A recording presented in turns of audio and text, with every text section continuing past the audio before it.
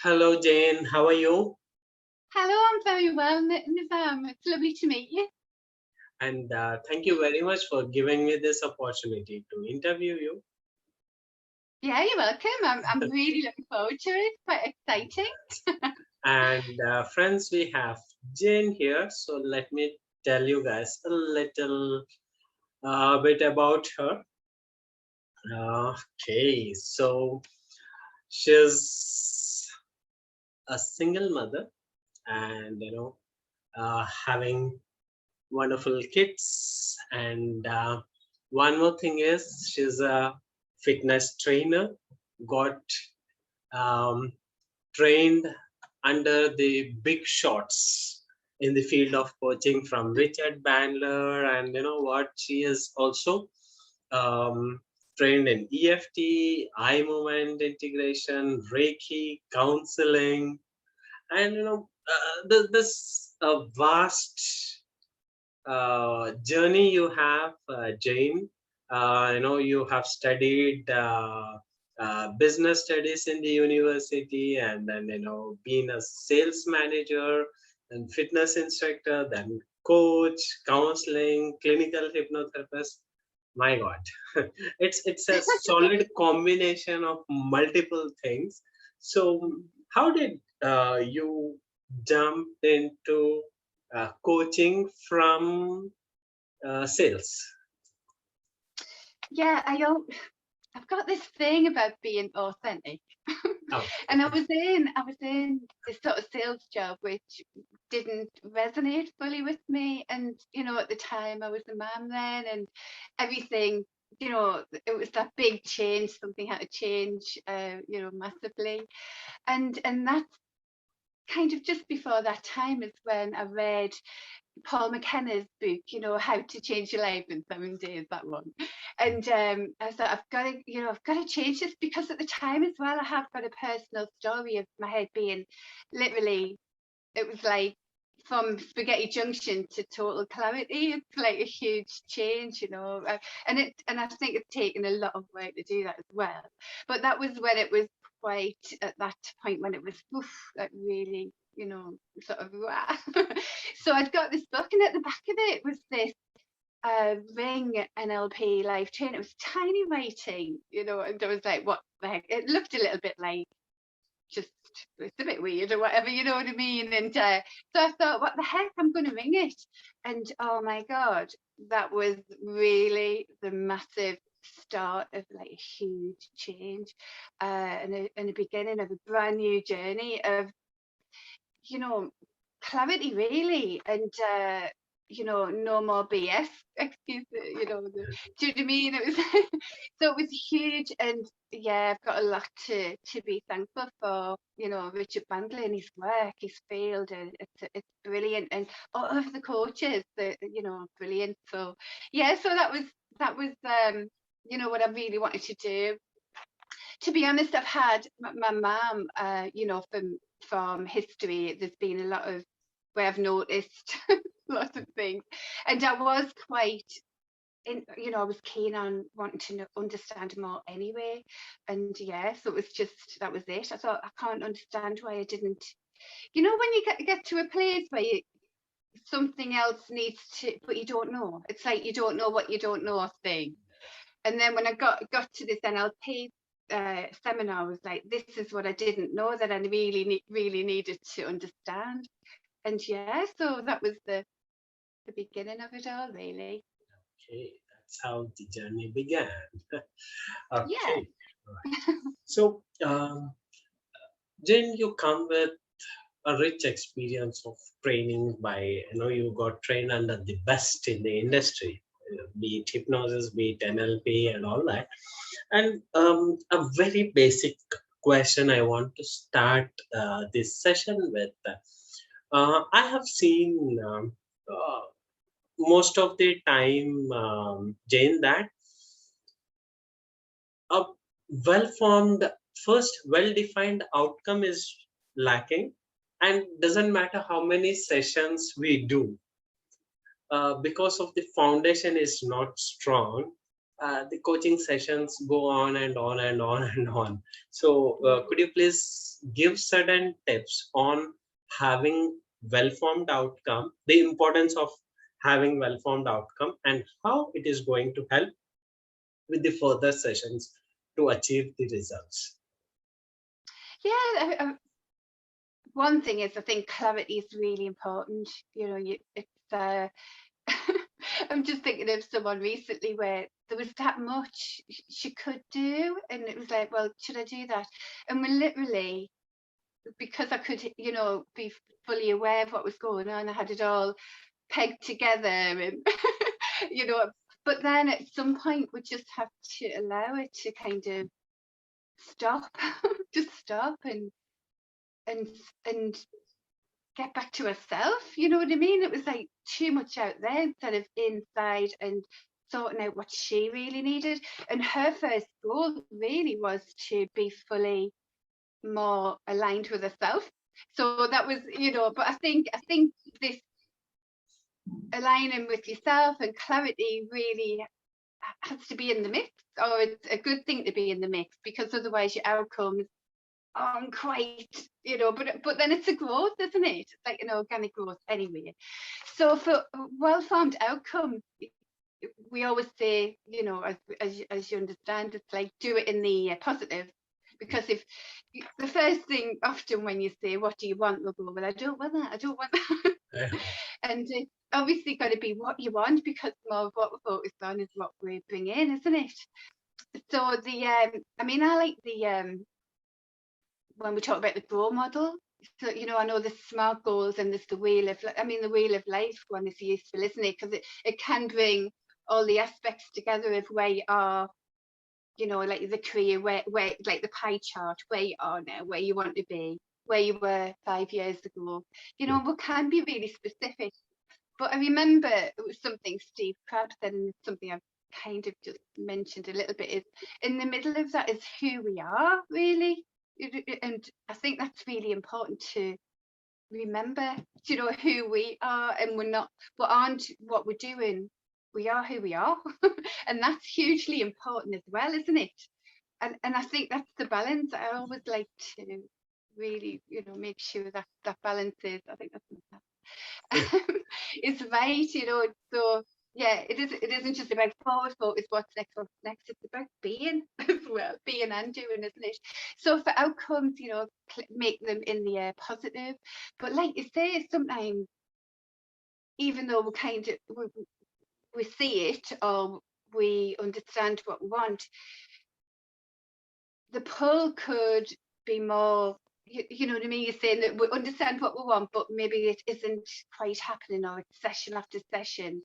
And sometimes it's the pull, isn't it? The desire to want it, the connection to the emotions, because it is the emotions, isn't it, that pulls us.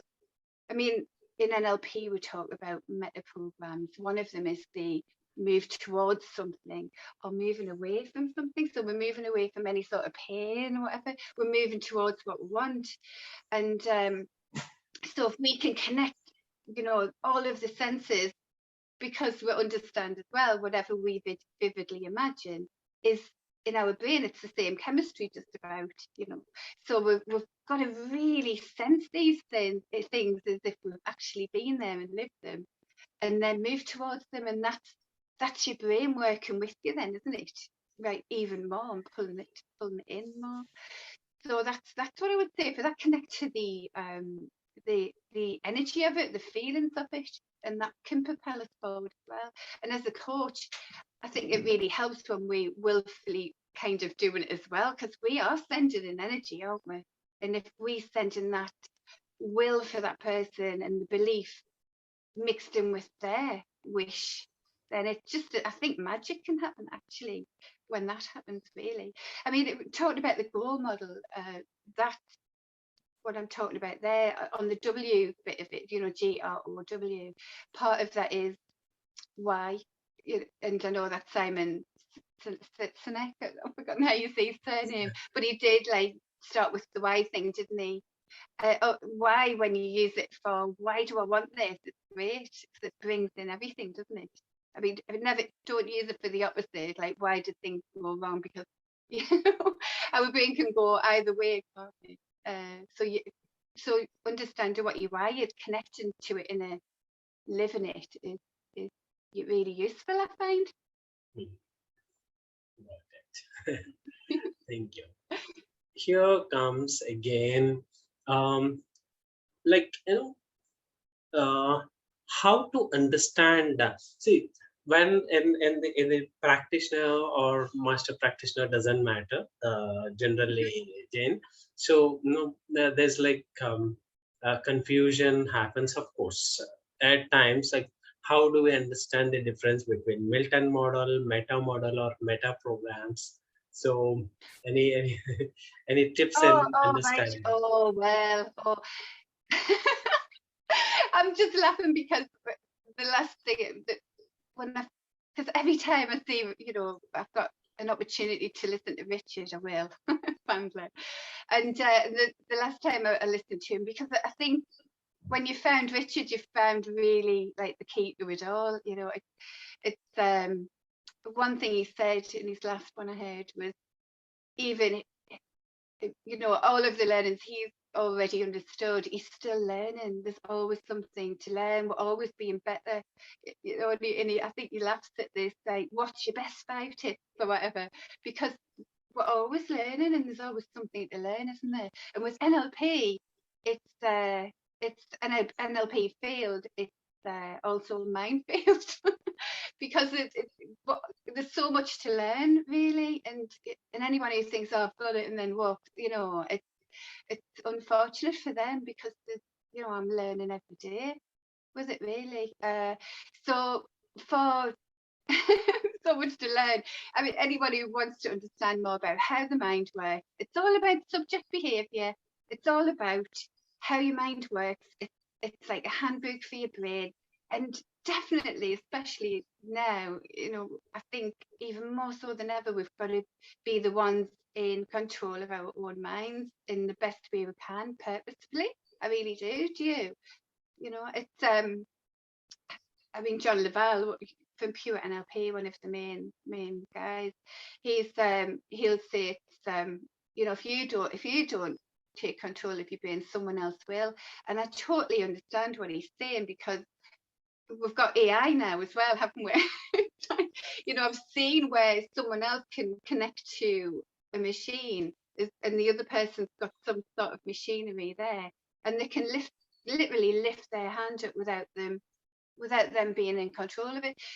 So I think in lots of ways it's so essential now that we really understand these type of techniques and tools.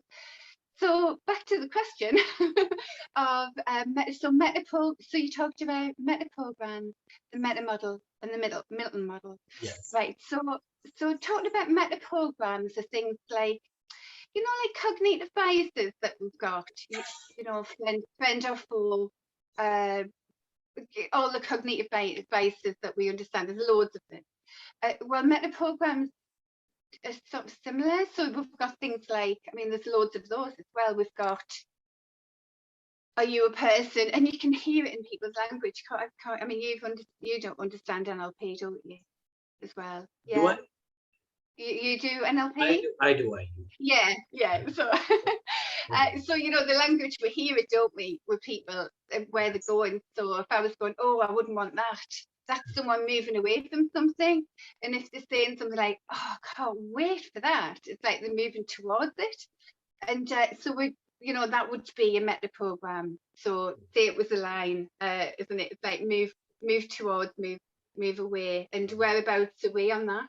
But we all do all of it, but don't we? But often it's stronger at some point down that line, or so that's a meta program. Things like detailed and big picture, isn't it, is another one. So which is where what we'll call, and I'll talk about the language in a minute, but part of the language side is the meta model, isn't it? And that's when we get really specific with things. So it's like, well, how specifically are you running that pattern? Or, who are you talking about specifically? Because we do all of these things with language that can delete or distort or generalize things. And it's about being really specific, because sometimes it's like, oh, actually it isn't that, it's something else, when they get specific, isn't it? So that meta program is specific big picture. Big picture would be more the Milton model, it's more artfully vague language. And so with big picture, you would move somebody, like say, well, if you were a bird in the sky or whatever, what would you see now? And that's sort of seeing more than what there are down there in a very detailed, specific way. So that's, if that makes sense. So that's that detail versus big picture. So there's lots of different meta programs that we say, isn't it, for that? But then there's the language is huge with NLP, and it takes some practice, I think, to really tune into, because in a conversation we're doing our thing, aren't we? But then really, when the better better trained people are within NLP, they can have this conversation, but they can also track where you are and where you need to be. And so it's amazing, isn't it? I remember once in my training that we did this exercise where there was three of us, so we were talking to somebody, and then this other person behind was doing all sorts of things, and we had to have this conversation and then also track, well, what the heck is this person doing? And it was so funny, but to be able to divide attention but be attentive, I think is a brilliant skill as well. So language is the meta model and the Milton model. Milton Erickson was our fully vague hypnotic language, brilliant for storytelling, isn't it? And metaphors are lovely for our brain to understand things, aren't they? And the meta model, it's like the opposite, very specific. Yeah, and so I hope that's enough for that's now. kind of gives a basic idea. Thank you. Yes. Now let's talk about the chunking part again. So it's again, I think it's closely related to my previous question, because when we want to go to specific, or we want to, so what is the benefit of lateral chunking or downward chunking or upward chunking? So the chunking it's close to the previous question what I asked, but still. Because I know I was aware that I was starting to talk about that with the detailed versus the big picture, because that's kind of where we are with what we call chunking, isn't it? And it's really useful in lots of ways, because sometimes we really do need to get. I mean, if we're a CEO in a company, we want to be big picture, don't we? Because if we understood all the exact details of everything, I mean, but then again, if you really, really, good that way with your mind, where you can go detailed and big picture, then when you need to be specific, you can be, but then you can move your head back to the big picture of the overall run of a company, can't you? So, there's things where sometimes people are just, you can't see the wood for the trees, so you need to get out of that, don't you? And sometimes just see a different perspective as well. So there's those reasons for chunking up or chunking back down into specific.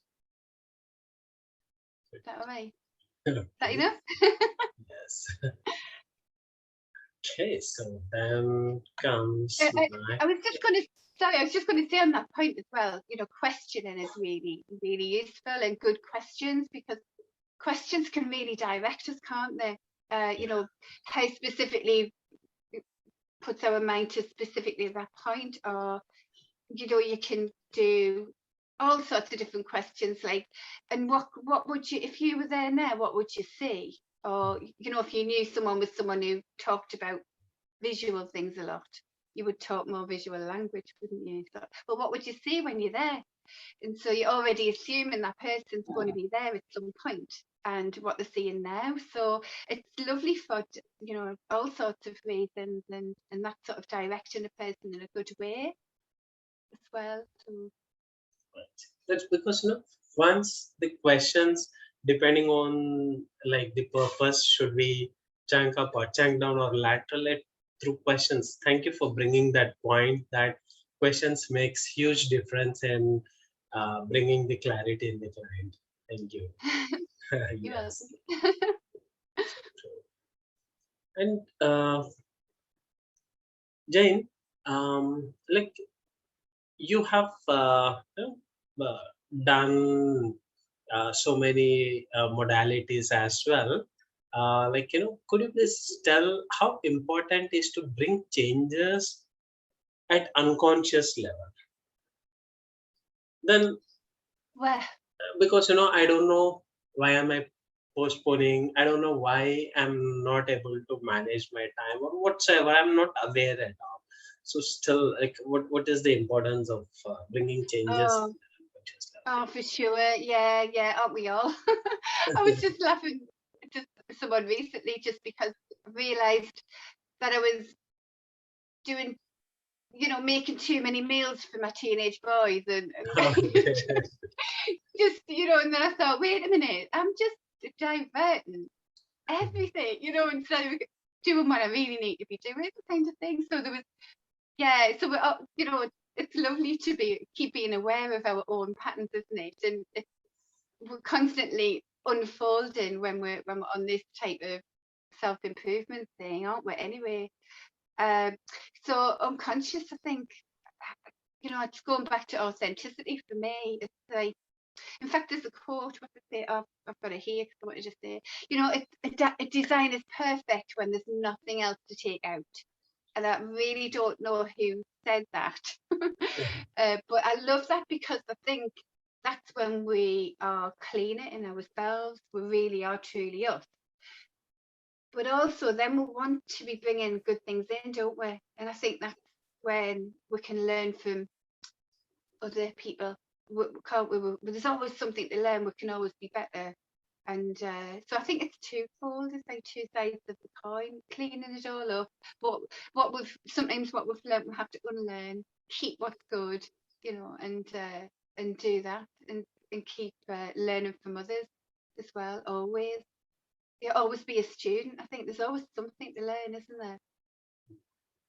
So the unconscious is huge, isn't it? It's what pulls us, and it's what we do. After, like I said there before, it's like, why am I doing this? What happened there? And it's gone off again doing it. Because I think, isn't it, when we start to change things, it's like we've got, like the hypothalamus. It's like our thermostat. It's like our biological thermostat, isn't it?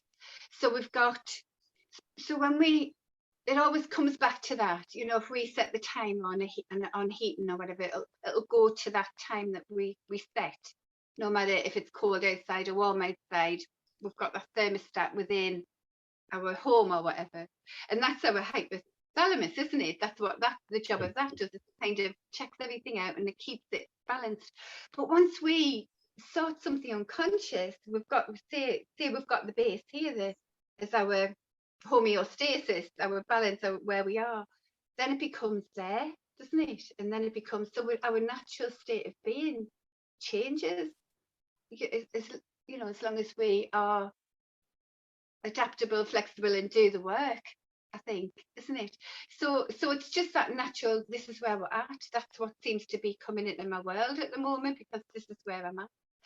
And I think the unconscious is all of that, isn't it? It's like what brings it back to that homeostasis, that where we are now, which is changeable all the time, because we've got so many tools, especially NLP, that do that, the hypnosis.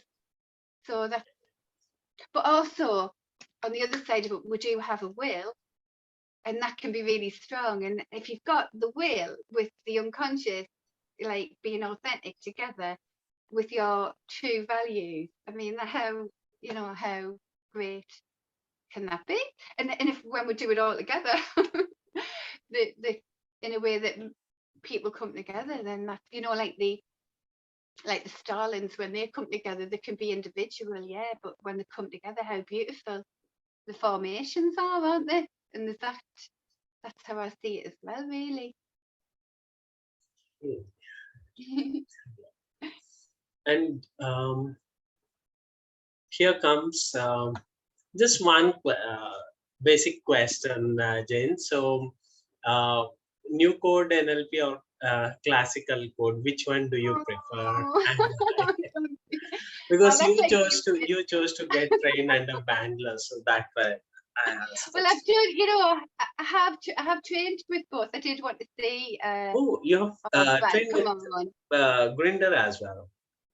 Oh, I've trained mostly with Bandler. Oh, come on, Bandler's the genius. You can't get away from that. But yeah, I think we can learn from anything, though, if I'm being a bit more politically correct, which I don't like to say. I'm normally, I'm not that way. But I noticed with the new code, it clicked a bit well. It was the physical modeling. You know, I mean, when we do the physical movement, the muscle memory thing. But of course, we can do that in our minds as well, and it's just the same thing anyway, really. But hey, I'm Bandler, totally. But you know, I mean, but you know, everyone's doing a good job, aren't they? We're all doing what we can out there, and so I think it's all good in that way. As long as we're making positive, great changes, then it's great, isn't it? I know the new code. It was the link. It's funny, I'm talking about linguistics and I've got tongue tied there. But he was like the linguistics swindler, wasn't he? The guy. More John about the Grinder. linguistics and everything. John Yeah, Grinder. John Grindler. But Richard's the genius. That's That's isn't the he? one statement. Good money he is. I mean, Okay. And Jane, could you suggest any good NLP books for coaches? well, anything with Bandler in really. I've got. Can you see that one? Yes, yes, yes. Make your life great. And I have actually read that this one. Look, you can see when it's turned up. I must admit I haven't read them all yet. I've got to say there's lots that I certainly need to be putting more time in reading them. And Kate Benson and Richard, this one, the Just teaching bring excellence that one. book closer. Can you see it? No, the title This is. is, Oh, sorry. oh no, you're right there. So this one, Teaching excellence. Wow. yeah, it might have a different cover. That's without the cover on. Okay. This is what I don't know if you can see that. Is it the right way around? It's got to Jane. Teaching is a work of heart. Isn't it just though? Oh, I mean, when I read that, I was like, so yeah. Lovely. So that's Kate Benson with Richard. Anything with Richard in, isn't it? Anything with Richard. Owen Fitzpatrick's done a lot of books with Richard. I got two things. You said Richard is genius and read anything from Richard. Yes. Yeah. It's, I don't think we need to go further really than the main. You know, when we talk about modelling with NLP, it's like clicking into that person. If you've got a deep rapport with that person, you can learn. You know, we've got mirror neurons, haven't we? And so we can learn those. There's loads of times when I've had to move from those past, you know, chaos things that I've learned growing up. It was what I did was connect to. And it was funny, it would just come into my reality. It was like the next thing I had to learn, but I literally connected to their basically energy. Do you know what I mean? Like what they were doing, the whole deep rapport of it. And I think that's how we can learn, you know, that's a good way to model. I don't think you have to just do this like, I'll move this way and move with there. Because I think that's someone trying to connect with someone. But if you're doing it with your mirror neurons, with what we would call empathy, I suppose, you know, but if you're doing it in a way that's useful, then this is great to do that. And who better to learn from than Richard? He understands so much more than I think anyone could understand. So, so definitely I would go with the main guy. You know, if you're going to model anything, model from the best. So, Well, yeah. Why not, Richard? I mean, maybe not for golf though. If you wanted to learn golf, don't go to Richard, obviously. Yes. Well, I think. Yeah. And perhaps the last question for this interview, Jane. So I'm more curious about you. You have learned eye integration as well, so eye movement integration. So could you please tell what is the role of eye movement and what is this eye movement integration? Where all did you implement it and everything that you want to share about eye movement integration? Yeah, well, part of eye integration. So is the movement of the eyes that connect you, because one thing. Well, back to Bandler, actually, what you noticed years ago was, isn't it, that people moved the eyes when they were, Hmm. like up to the left mostly was visually remembered things. So when they remembered things, they would look up to the left mostly, and to the right was when they were imagining lovely things or whatever, imagining whatever. And when in English we say, "Oh, I'm feeling downright," or whatever. That's because that's what we do. We look down to the right generally, but it isn't 100%. Often it's the people who are left-handed that go the other way. I'm left-handed, so when I even talk about that, it's great when I'm coaching, because if I'm talking with my past, it's that my past would, facing somebody, it's the same direction, so it's a mirror.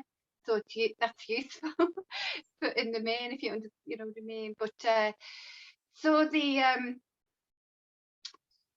yeah, oh, my mind went blank there. What we were talking about, isn't that funny? Eye movements. Yeah, so you understood about the eye movement, and we must be connecting to maybe what if out here is, holographic or whatever. We're connecting to something that we're seeing and feeling. But that's the same with the eye integration, and they'll go to different points to, because you can see in your eye there's a flicker or something that's like, oh, and they'll work on that area to clean it up. But when I noticed, actually, when I did it, I felt like my own way of doing it was better from the training at the time. But I know it's out there anyway now. But what I did was, when you have the best resources and the feelings you can, it was even sort of doing. Imagine a figure of eight. A figure of eight in your eye would like kind of cover the whole area, and go the other way as well. And I noticed it kind of integrated things anyway. And really, for eye accessing, to even just let your eyes flow in fact, that reminds me as well, years ago, but before doing eye access and before realizing that this was a useful thing to do with the good state, I think it was Matt Hudson. I think one of the things he said was, imagine you've got Bob the Builder. No, the cleaner, like, a cleaner, like a window cleaner, whatever. He said, imagine it, he's in your eyes, and he's literally, you're moving your eyes around, and it's cleaning up all of your, Oh. And that was years and years ago. And then, one of the things I did was eye access, and I thought that reminds me of that a bit. But then they were accessing, when we learned it was sometimes it was negative feelings that they were dealing with. And to me, it's like, if you can put the best state doing that, a bit like the Bob the Cleaner thing, then that works way better. And also what you're doing is you're connecting yourself to yourself, it's like so you're becoming more sort of fully authentic and connected, instead of parts integration is something we did in NLP. I think they don't do it so much now, do they? Yes. But you know what I mean? It's like bringing all those parts of us together anyway. So you can kind of do that with the infinity symbol. Infinity symbol. I like the cleaning part. It's nice. Bob the Cleaner. Yeah, that was my thing. I don't know if it was from him or if he'd learnt it somewhere else, but Bob the Cleaner in your eyes, yeah. So, Jen, thank you very much, because it was in a nutshell. These are the questions about NLP people often ask. So I thought, let me put all this stuff in one interview, and I'm sure a lot of people are going to get benefited from this talk. I hope so. Yes, and I'll people who want to reach out to Jane for help, all her social media links, website, everything will be made available in the YouTube description. So from there, you can reach out to Jane. Thank you very much, Jane. It was wonderful having you on. Welcome, Angie. Lovely to meet you. It was Thank you, wonderful, Nazam. wonderful experience. Thank you. Take care. Bye now.